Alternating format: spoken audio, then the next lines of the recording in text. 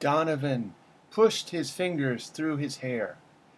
"There's going to be trouble with that robot," he said. "He's crazy."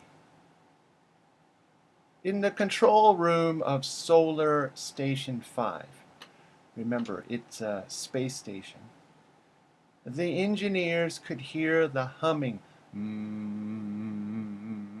of the converter.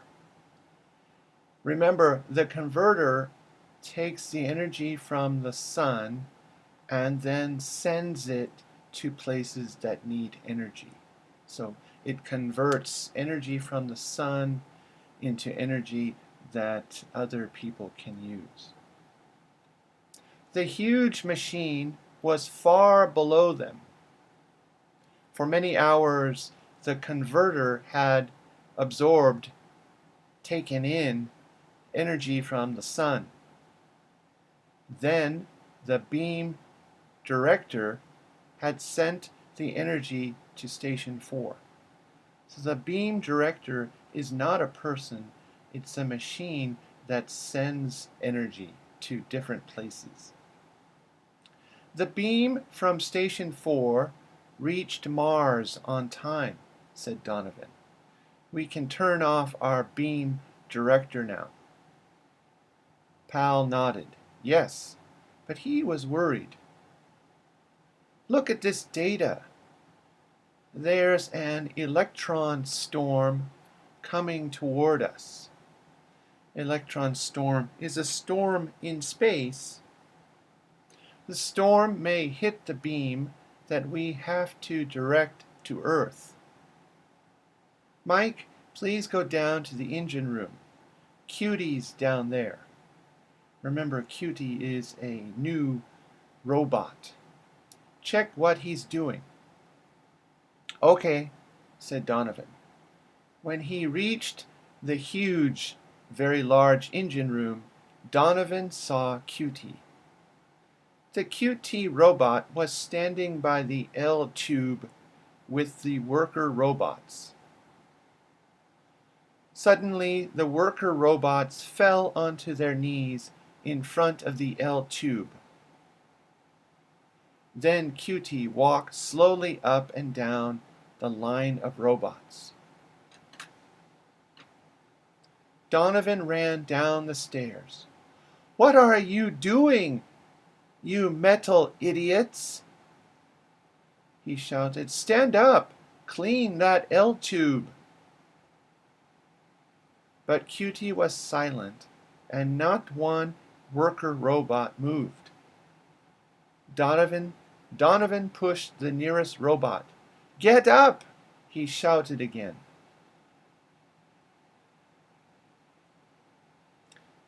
It seems that QT is teaching his ideas to the other robots.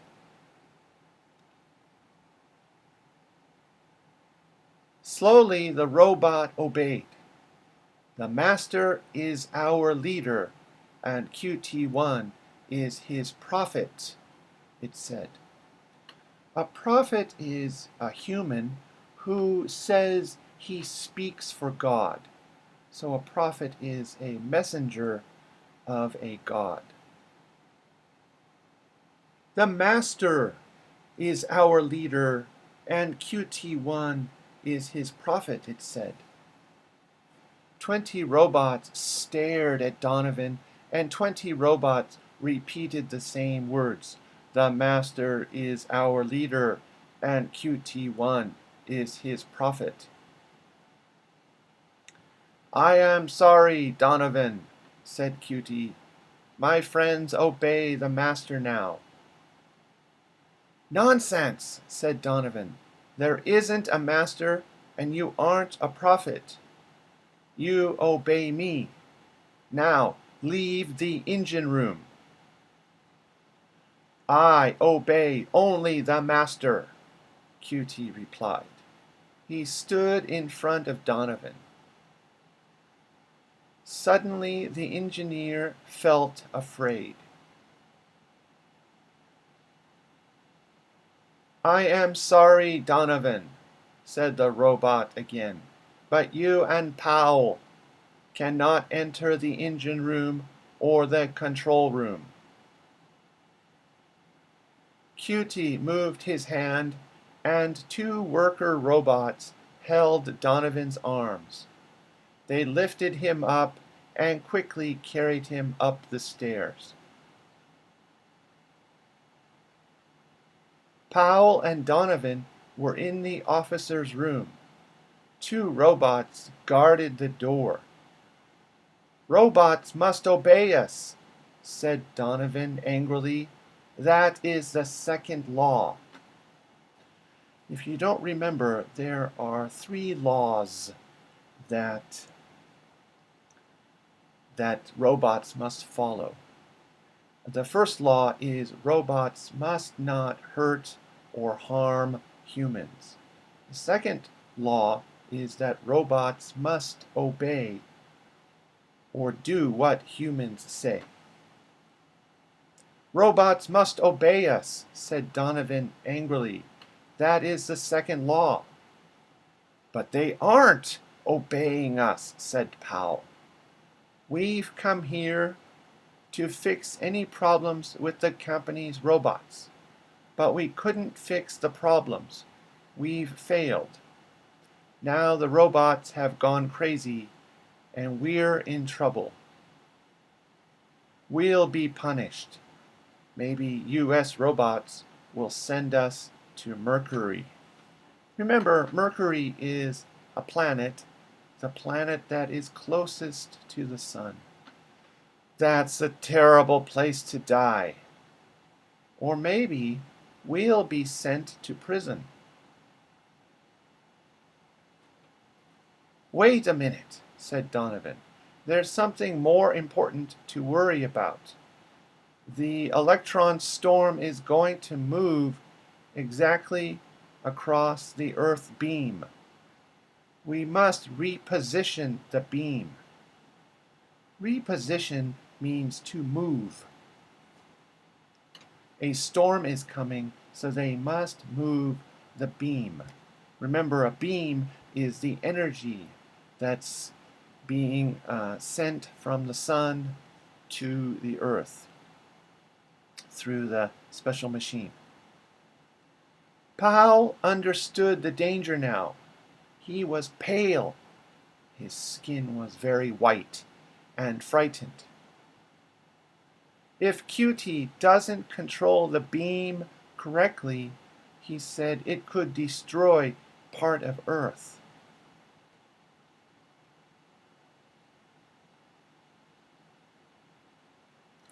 Donovan tried to leave the room, but the robot guards stopped him. At that moment, QT appeared. "Please do not be angry," the robot said softly to the two men.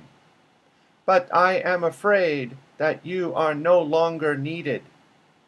Powell, Donovan, you have no purpose here." Powell stood up. "What do you mean?" he said. "Before I existed," answered QT, "you served the master. Now I serve the master. That is my job. You do not need to exist now. I am superior, so I must serve the master." Serve the master means to follow God's orders. So QT thinks that the master or God is the machine on the space station, and he thinks he must do what his God wants. "I must serve the master" means I must do what God wants. QT put his metal arms around the two men.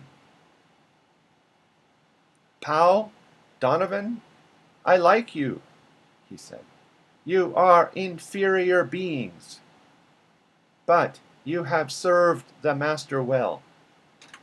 Inferior means low quality, below another quality. So inferior means QT is saying that he is better than the humans. Donovan and Powell argued with QT for a long time, but it was impossible. The robot would not believe the engineers. After a few minutes, he left the room. "We must make him understand," said Powell. "The electron storm will arrive in less than 48 hours. QT has to let us into the control room before it is too late." "Yes, I know," said Donovan. Suddenly, he smiled. "Greg, I've had an idea. QT won't listen to logical arguments, so let's show him. Let's build another robot while he watches. Then he'll have to believe us."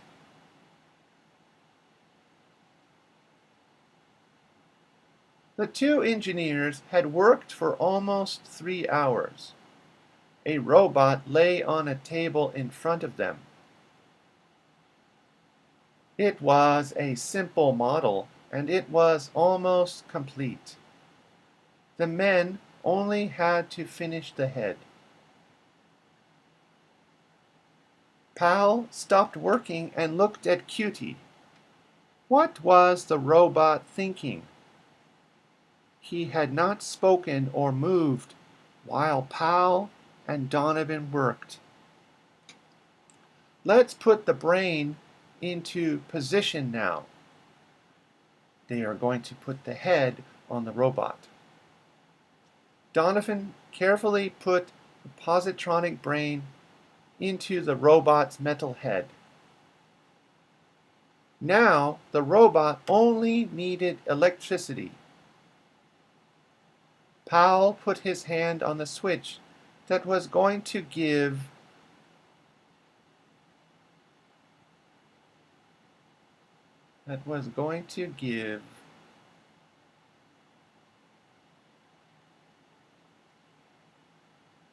here we can see that Powell and Donovan are going to put the brain into the robot, and this is QT watching.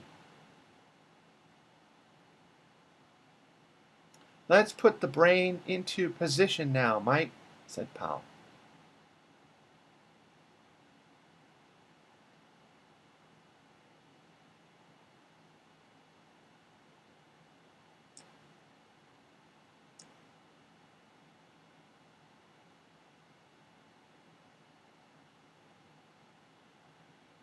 They turned on the electricity and gives the robot life. "Watch, QT," he said. "Watch carefully." When Powell turned the switch, the robot lifted its head. Then it slowly got off the table and turned towards the engineers. "I would like to start work, masters," it said. Donovan ran to the door and opened it. "Go down these stairs," he said to the new robot. "You'll be given instructions." "Well," said Powell, smiling at QT, "now do you believe that we made you?"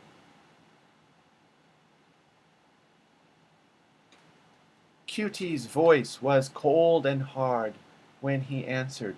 "No," he said. "You only put together the parts of the robot, but you did not really create it. The parts were created by the master." In this case, master means God. The men could not believe what they had heard. "Listen," Donovan shouted. "The parts for that robot were sent from Earth. If you read the books in the station library, they'll explain it." "The books?" replied Cutie. I have read all of the books. They were created by the Master too. But they were created for you, not for me. You needed an explanation of existence, and the Master gave it to you. You probably cannot understand the whole truth. Don't feel bad. You humans are part of the Master's plan. Then he turned and left. So in this part, Cutie does not believe Donovan and Powell. He thinks that the Master created books and the different parts of robots. Next week, our replacements arrive, said Powell.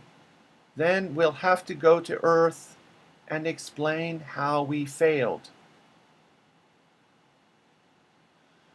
We've got to do something, Greg, Donovan cried. Cutie doesn't believe what he's seen or heard or read in books. I know, said Powell. His voice was hard and angry. That robot only believes in logic and nothing else. I'm going to bed. 12 hours later, neither man had slept. The storm had arrived early. Donovan and Powell stared out the window. As the electrons crossed the energy beam, they shone brightly. If you remember science, an electron has a negative charge. It has a negative energy charge. And in space, they are flying, and they touched the energy beam. And when they did, they became very bright. The beam did not move, but Powell and Donovan knew that this was a very dangerous time.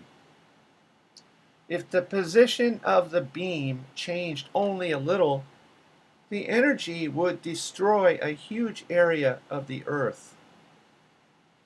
And a robot who did not believe that the Earth existed was controlling the beam. Finally, the storm ended. A little later, Cutie walked into the room. Powell, Donovan, you do not look well, he said. I am afraid that your existence may end soon. Would you like to see the data that was collected today? Powell realized that the robot was being friendly. The engineer looked at the papers. He stared and stared again. When you stare at something, you look at it for a long time. Mike, he said, turning towards his friend. He controlled the beam. What? Said Donovan. What do you mean? Powell gave him the papers, and Donovan stared at the data too. What's wrong? Asked Cutie. You controlled the beam, Powell cried. The beam was sent correctly to the station on Earth. Station on Earth? Cutie replied. His voice was hard. It is impossible to be nice to you. You only repeat the same stupid ideas. I controlled the beam because the Master wished me to do it.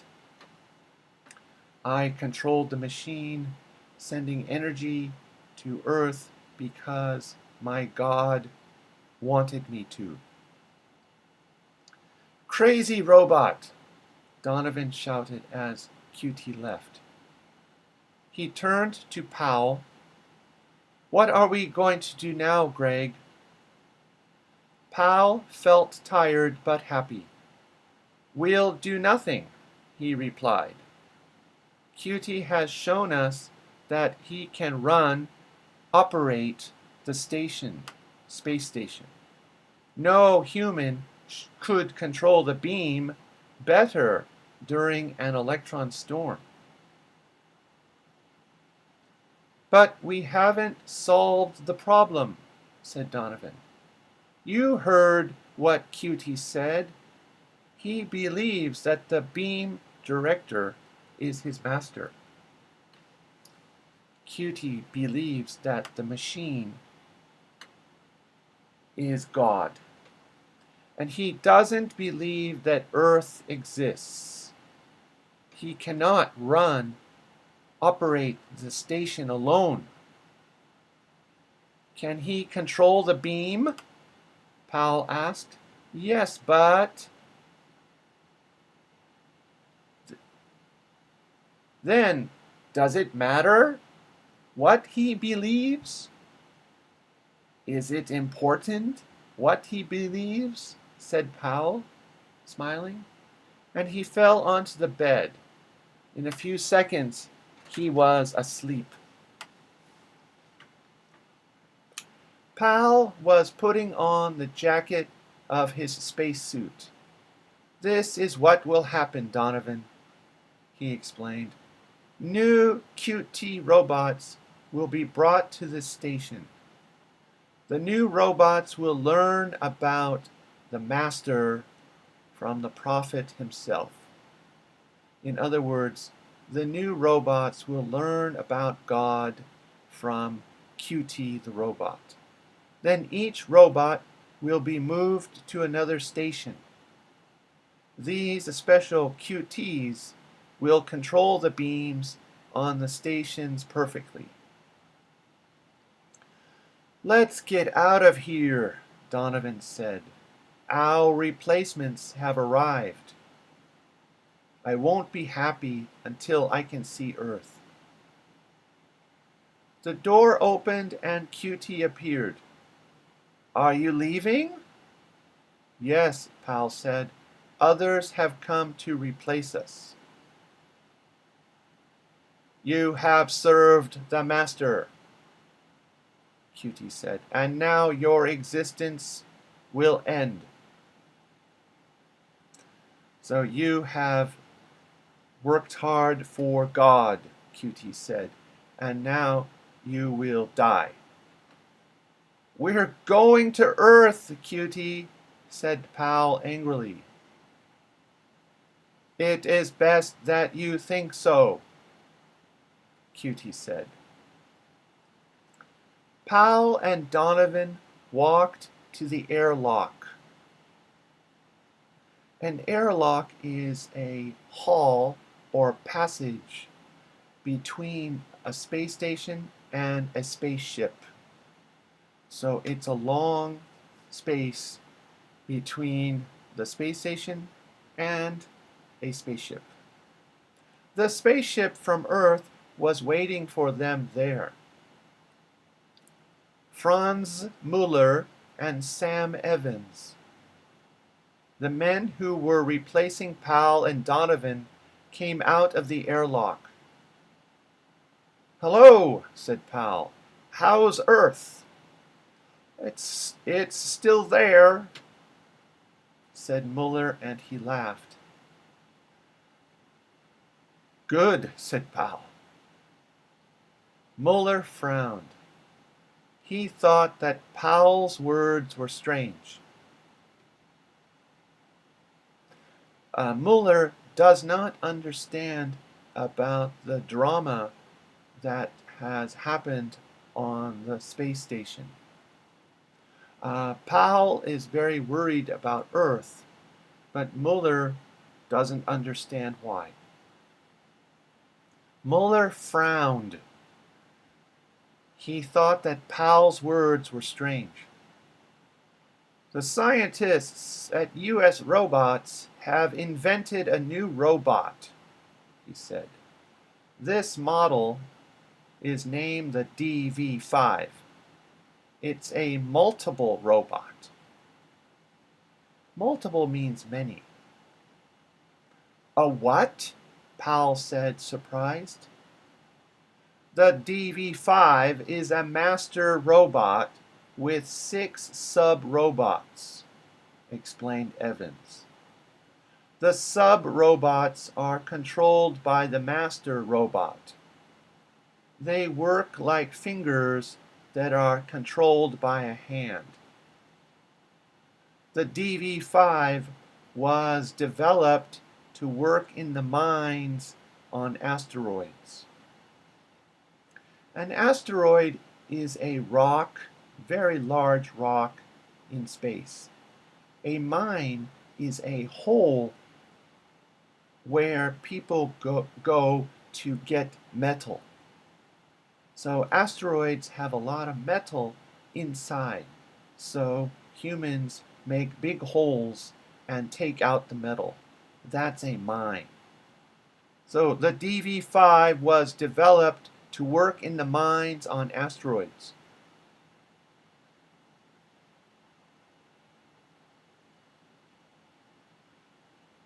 Has this robot been tested?